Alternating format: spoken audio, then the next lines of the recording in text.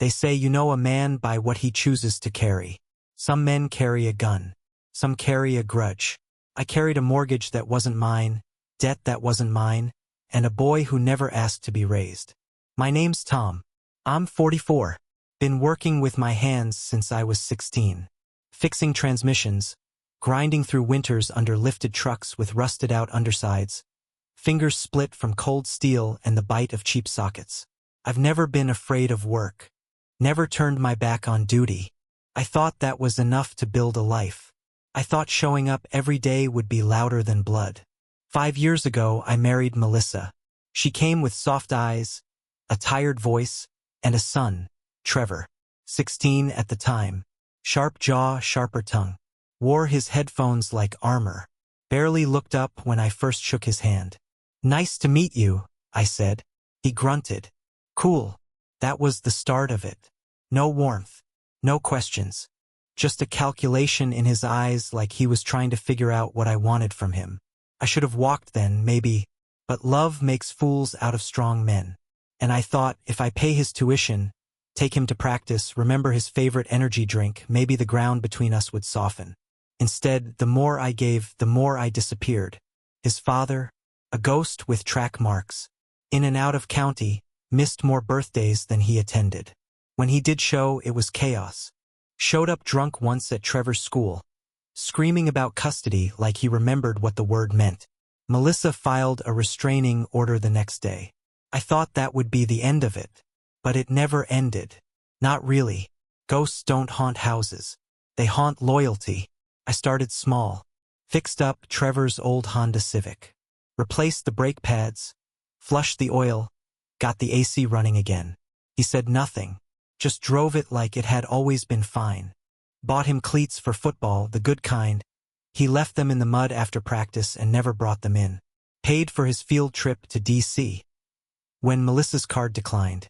Still not a thank you. Just a grunt and a door closed behind him. I told myself he was just a kid. Teenagers don't think. They grow out of this. I believed that. God, I needed to believe that. Because the alternative was too painful. That he saw everything I gave and decided none of it mattered because it didn't come from the man who gave him his name. But the signs were there. The smirks. The way he called me Tom. Like it left a bad taste in his mouth. The way he made sure to say, my real dad. Anytime he brought up the drunk who once forgot his birthday while gambling in Kentucky. Still, I showed up. Every parent-teacher conference. Every game. Every scraped knee. I was there. I clapped when he made plays. I nodded through his complaints. I bought him a damn PS5 the day it dropped because he mentioned once, just once, that his friends were getting one. I worked weekends to afford it. He didn't even take the wrapping off. Left it on the counter with a note that said, "Not the model I wanted." Melissa said to let it go. He's going through a lot. He's just confused. Torn between two father figures. Torn? No, he wasn't torn. He knew exactly who he chose. And I wasn't it. But I didn't react. I stayed in the pocket. Paid bills. Mowed lawns. Fixed the roof after the hailstorm while he sat inside playing games I paid for. He had a way of speaking around me. If we were at the dinner table, he'd talk to Melissa like I wasn't even there. One night, wasn't even late, maybe 9:30. I was coming up the stairs with a basket of laundry. I never minded housework. My father raised me to earn my place in every room I entered, even if that meant folding shirts for a boy who treated me like background noise. I passed by Trevor's room. Door cracked open an inch. He was on the phone with his buddy, Zach. I remember that name because Zach had one of those laughs that always sounded like he was mocking you, even if he wasn't. Trevor was pacing, talking fast. That cocky teen rhythm that only shows up when they think they've got the world figured out. "Dude," he said, "I can mock that guy all I want and still live like a king. He's a pushover. You should see the stuff he buys. I just hint at something and it shows up the next day. Idiot doesn't even realize it." Zach laughed. Trevor laughed louder. I didn't move. Just stood there, back against the wall, hands gripping the laundry basket like it could anchor me to something solid. Pushover. Idiot. The guy. Not Tom. Not stepdad. Just that guy. The man who paid for his braces, who lied to the school board to keep him from being expelled after the vape incident, who drove him to a college tour in Chicago on my only week off. I walked downstairs, set the basket down, stared at the fridge for a long time like it might give me advice. Then I turned off the heat, cut the Wi-Fi, pulled the cable from the wall and let the router blink itself to death. Left a note on the fridge in Sharpie. Try mocking me in the dark. Didn't wait for the reaction. Didn't listen for the footsteps or the cursing. Just went out to the garage and sat with my old Camaro, the one I never finished restoring. Ran my hands over the frame. Listened to the ticking of the metal cooling. That night was the beginning of something I hadn't felt in a long time. Stillness. Not peace. Not yet. But silence. The kind that doesn't ask questions. The kind that doesn't beg for another chance. Up until that moment, I'd been walking around like a man waiting for permission to be loved. I gave and thought one day the boy upstairs would see it. Would understand the cost of consistency. But he didn't. To him, I was just another utility. Turn the faucet, water comes out. Ask for money, it appears. Mock the man, it doesn't matter. The bills still get paid. I went to work the next day like nothing happened. Trevor avoided me at breakfast. Melissa asked if the internet was down. I nodded. She didn't push. She never pushed. That was her sin in all this. Not cruelty. Not mockery. Just silence. Passive silence that turned into complicity. She watched me bleed for this family and never once asked if I was okay. I spent years in that house like a shadow with a wallet. I became so good at being ignored that I stopped noticing the weight I was carrying. I thought if I could just hang on long enough, something would shift. But that night proved otherwise. He laughed about me, in my home, on my dime, and called me that guy. That was the night the heat went off. The internet died. And something else, a part of me that still hoped for a bond, froze solid. December came heavy that year. Cold settled into the floorboards like regret. You could feel it in the walls, in the silence between footsteps. Melissa put on music, hung lights, tried to dress up the house with the illusion of warmth. But you can't fake a home, not when the foundation's already cracked. I gave it one last shot, one last reach into the fire, even after I'd already been burned. Told myself, maybe the holidays softened something in him, maybe a tree, some wrapped boxes, a good meal. Maybe this year it'll land. So I went all out. Spent a week secretly picking out gifts Trevor had hinted at. I listened. That was my mistake. I always listened. He mentioned a concert in passing, something with his friends. I bought the tickets. Third row. He said he needed new shoes, high-end sneakers that looked like space equipment and cost as much as rent in some states. I found the pair. Wrapped them in a box he wouldn't even have to touch.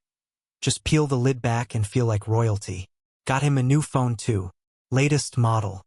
Overpriced, overhyped. But he wanted it. I stacked it all under the tree while he slept. Melissa came downstairs that morning and her eyes went wide. "Tom," she whispered. "This is too much." I smiled. Or something like a smile. "It's Christmas." She didn't argue. That's what always got me. She never stopped me. Just watched me bleed for her son like it was noble. Like I was supposed to do it without thanks. Like the pain made it more authentic.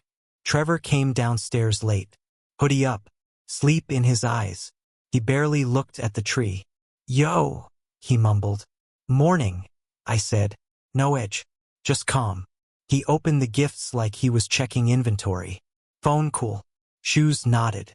Tickets, barely a reaction. "Thanks," Melissa said when he didn't. He looked up. Shrugged. "Yeah, I guess." That was it. Not a hug. Not even eye contact. I waited. All day I waited for something to shift. He went back upstairs after brunch. Came down for leftovers. Left his plate in the sink.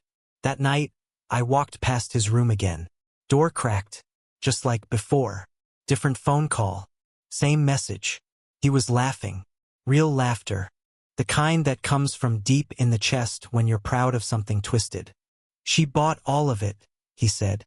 "Even the concert tickets I didn't think she'd get. Tom? He's just desperate. Guy acts like he's earning my love or something. It's pathetic. I stood in the hallway. This time I didn't flinch. Desperate. Pathetic. No, not anymore. That night I stood in the garage again. Lights off. Just me and the quiet. The Camaro still sat there, unfinished. A relic of a life I never got to build. And something in me shifted. Snapped. I didn't rage. Didn't throw anything. Didn't punch a wall or scream into my hands. No, I sat down. Opened a notebook. Made a list. Gifts? Done. Rides? Over. Money? No more. Jobs? Interviews? Recommendations? Finished. College savings? Frozen. Allowance? Cut. Support? Gone. I wasn't angry. I was clear. For the first time in years, I saw the situation without the fog of hope. I'd been feeding the hand that slapped me, bleeding for a boy who wore my kindness like a joke. So I stopped. Melissa noticed first. "What's wrong?" she asked the next day when I didn't go out to salt the driveway. "Nothing," I said. "Just tired." And I was bone-deep tired. Not from labor. From carrying a household that treated me like a stranger with a wallet. When Trevor asked for a ride that weekend, some party, some gathering, I said, "No." He blinked like I'd spoken another language. "Why? You've got legs. Use them." He laughed. Thought I was joking. I wasn't. The next week he asked for money. Gas, he claimed. For the car I insured. The car I maintained. I handed him a note. "You're a grown man. You'll figure it out." Melissa tried to step in. Said I was being cruel. Said I was making a point no one asked for. "I'm not making a point," I told her. "I'm pulling the plug." She didn't understand. Of course she didn't. She never had to. I was the one filling the fridge, paying the electric, making sure the thermostat clicked to life on the coldest nights. Now the house began to feel different. Colder. Not just in temperature but in presence. Trevor started noticing. "Why is the Wi-Fi so slow? Why is the house freezing? Why can't I use the car?" I gave him no answers. Let him connect the dots. Let him feel what it's like when a man removes himself, not in rage but in reason. He complained to Melissa, loudly, repeatedly, called the house a cave. Said we were living like it was 1995. She didn't defend me. She never did. Instead, she came to me in the kitchen one night, quiet. "He's struggling. So am I. You're the adult. And he's almost 18. Old enough to mock. Old enough to manage." She didn't like that. She turned away. But she didn't argue. Because deep down, she knew I wasn't wrong. Trevor's birthday came a few weeks later. No party. No big gesture. No hidden gifts waiting in the garage. Just a card. Handwritten. Nothing sentimental. Nothing cruel. Inside, a single message. "You said I was nothing. So now you'll learn to live without something." He didn't speak to me for days after that. Stormed in and out of rooms. Slammed doors. Melissa asked me to apologize. I laughed. First time I'd laughed in weeks. "Apologize?" I asked. "For what?" She didn't answer. Because she couldn't. The cracks were showing now. Not just in the house. In the roles we pretended to play. The mask of blended family had been peeling for years. Now it lay shattered at our feet. Trevor tried to guilt me. Came downstairs once holding a utility bill. This got forwarded to my name. I nodded. "I don't have money. You'll figure it out." He stared at me like he didn't recognize the man in front of him. Because he didn't. The man he knew, the pushover, the wallet, the idiot was gone.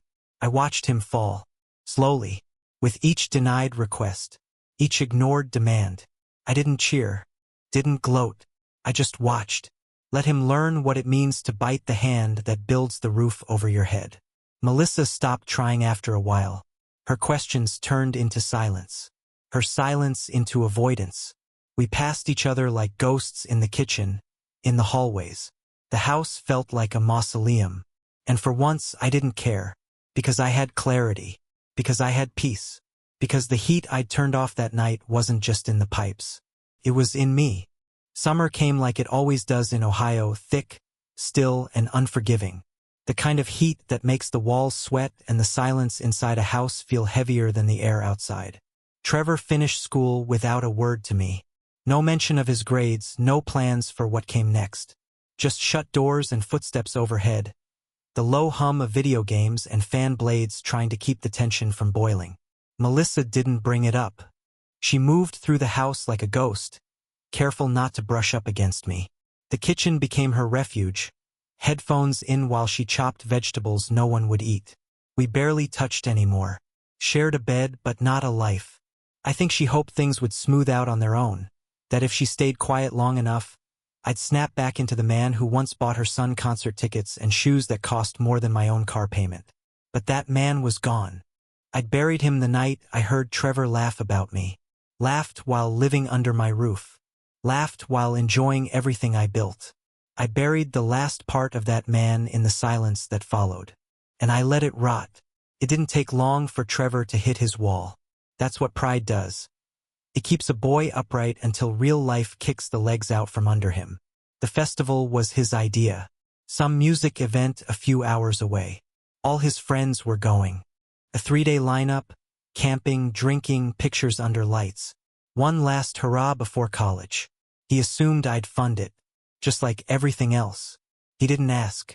He announced. "I'm heading to Horizon Fest next weekend," he said one morning. Slouched at the table, cereal bowl in front of him like we were a normal family. "Need to grab a tent and some gear. Gonna need like $350, maybe $4. I didn't even look up from the paper. "Ask your dad." He blinked. "What?" I turned the page. "You heard me." He leaned back in the chair, one hand gripping the edge of the table like he needed it to stay upright. "I thought you were paying." "Why?" Silence. He shifted in his seat, cleared his throat. "Because you always have." I folded the paper slowly and looked him dead in the eye. "You said I was nothing, just a guy to mock, pushover, so figure it out." He didn't respond. Not at first. Just stared like he was waiting for a punchline that never came. Then he stood loud. Bowl clattering into the sink, milk splashing. "Unbelievable," he muttered as he stomped upstairs. But I didn't follow. I didn't call after him. Let him stew. Let him scroll through texts from friends already planning rides and tents. Let him wonder how to explain why he couldn't go. Because that's what real consequences feel like. They arrive quietly without drama, and they stay. Melissa tried again that night. We were in bed, backs to each other. He really wanted to go. Then he should have saved for it. "You know he can't afford it." I turned. "Neither can I." She sat up, frustrated. "Come on, Tom. You've always." "Exactly," I said. "I always do. And look where that got me." She didn't answer. Just sank back into the pillow like she was falling into a hole too deep to climb out of. The day of the festival, the house was still. Trevor stayed in his room. No music. No movement. No slammed doors or loud phone calls. His friends posted pictures all weekend. I saw him scrolling. He didn't say a word. Neither did I. He was learning. Not through lectures. Through silence. That's the difference between raising a child and funding one. You can't buy understanding. You can only show the absence of comfort. Let them sit with it. A week later, school supplies started showing up at the house. Melissa unpacked them at the kitchen counter. Notebooks, pens, folders, everything lined up like soldiers on the march. "You didn't have to do all that," I said without looking up. "I didn't," she replied. "He ordered them. With his own money." I didn't respond. Just let that hang in the air between us. 2 days later, I was in the garage changing the oil in my truck. Hot, humid air clung to me like guilt. My hands were black with grease when I heard the door open behind me. Trevor stood there. No smirk. No headphones. Just a kid standing on the edge of something unfamiliar. "I was wondering," he said, "if you could help me find a good deal on some boots. For campus." I didn't look at him. Just kept working the socket wrench. "I'm not buying them," I said. "I didn't ask you to," he replied. "Just where to look. You know better than me." That caught me off guard. I finished tightening the bolt, wiped my hands, and finally turned to face him. He wasn't leaning, wasn't posturing, just standing, still, waiting. Red Wing Outlet in Columbus, I said. If you go during the week, they've got a discount bin in the back. Scratch and dent. Still good quality. He nodded. Thanks. Then, just as he turned to leave, he paused. I know I was a jerk, he said quiet. We pushed too far. I almost said something. Almost asked if Melissa had told him to say that. If he was trying to win back the wallet, not the man. But I saw something in his face. Something I hadn't seen in years. Shame. Real. Heavy. Hard-earned. I nodded. Said nothing more. He left. The garage stayed quiet long after he was gone. And in that silence, something settled in me. Not forgiveness. Not healing. Just stillness. Later that night, I told Melissa. He came to the garage. Her eyes widened. Did he ask for money? No. She waited. He admitted he was a jerk. She blinked. Covered her mouth with her hand like the words might disappear if she didn't hold them still. And nothing, I said. That's enough. That was the first real moment we'd had as a household in years. Not because things were fixed, but because something true had finally been said. That winter I didn't buy a tree, didn't drag the box of lights out from the attic. Melissa tried to suggest it once, early December. Half a question, not even said aloud. Just her eyes lingering too long on the storage closet. I shook my head. She didn't ask again. The house felt bare, but I didn't mind. I'd spent too many years covering rot with tinsel. Too many Decembers pretending we were a family, hoping the blinking lights would blind me to the cold. This year I wanted truth, even if it came in silence. Trevor didn't ask for anything. Not once. No wish list. No dropped hints. No casual comments about things he'd seen online. I watched him move differently now. Slower. More deliberate. He folded his own laundry. Cleaned up after himself. Still quiet, but no longer cruel. He'd come home from campus some weekends. Not to be doted on, but just to exist. To rest. Melissa welcomed him with leftovers. Asked about his classes. Laughed too hard at stories that weren't funny. I stayed out of it. I was done performing. But something had shifted. A small, stubborn shift. Like ice beginning to crack after months of pressure. One Sunday morning, I passed by his room. Door open, lights on. He was sitting on the floor, books spread around him. Studying. Focused. He looked up. Hey, he said. Not forced. Not mocking. Just a word. Simple. Hey, I answered. That was it.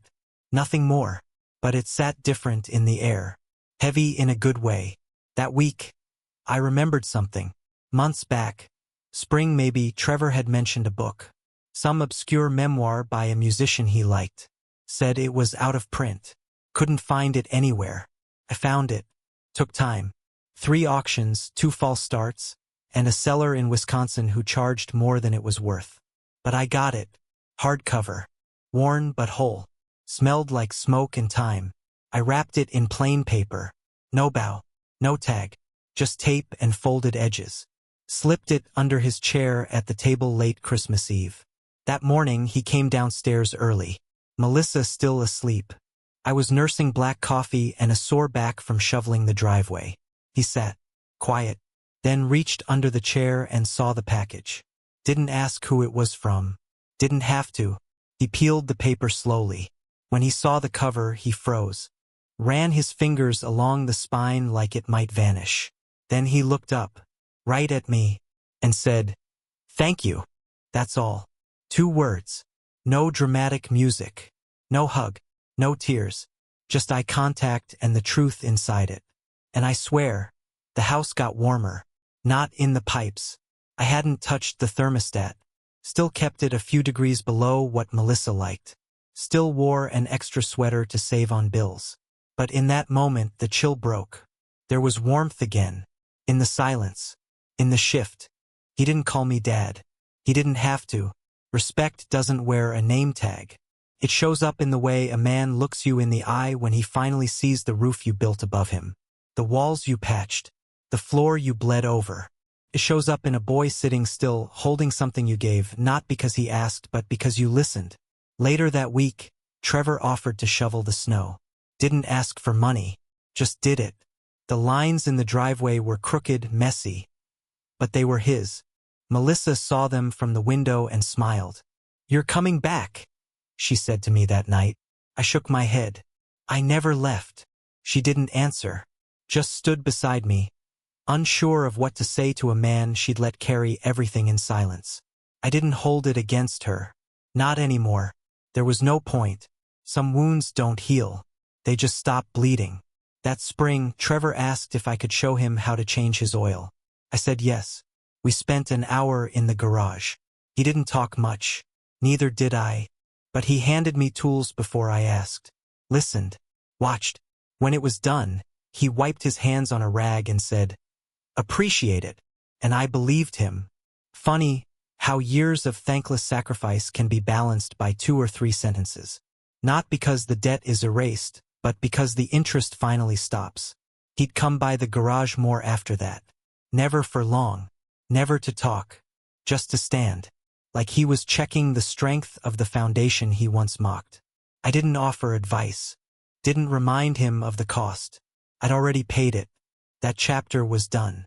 Now I just let the silence be what it was. Earned. Solid. True. The next Christmas I didn't go big. Didn't go broke. I bought Trevor a decent jacket. Canvas. Weatherproof.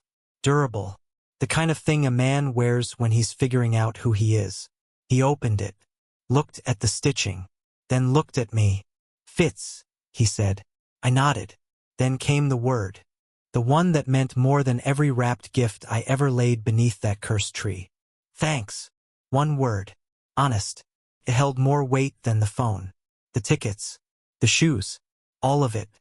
Because this time it came without a smirk. Without expectation. Without his mother translating it. Came from him. I didn't turn the heat back on out of pity. I turned it on because the house finally felt worth warming again. Because silence had done what kindness never could. I didn't buy love. I earned respect. And that was worth every quiet night. Every missed thank you. Every slammed door and year spent waiting for a boy to become something more than a mirror of his absent father. He'd never call me dad. But maybe one day, when I'm gone, he'll stand in a garage of his own and tell someone, "There was a man. He showed up. And I gave him hell. But he never quit." Maybe that's enough. Maybe that's all any stepfather ever hopes to be. So tell me, was I wrong to pull back, to demand something more than dependence? Was I wrong to stop buying their silence and let the cold speak for me? Or is this what it takes? To teach a boy that respect, once lost, costs more than anything you can find under a tree?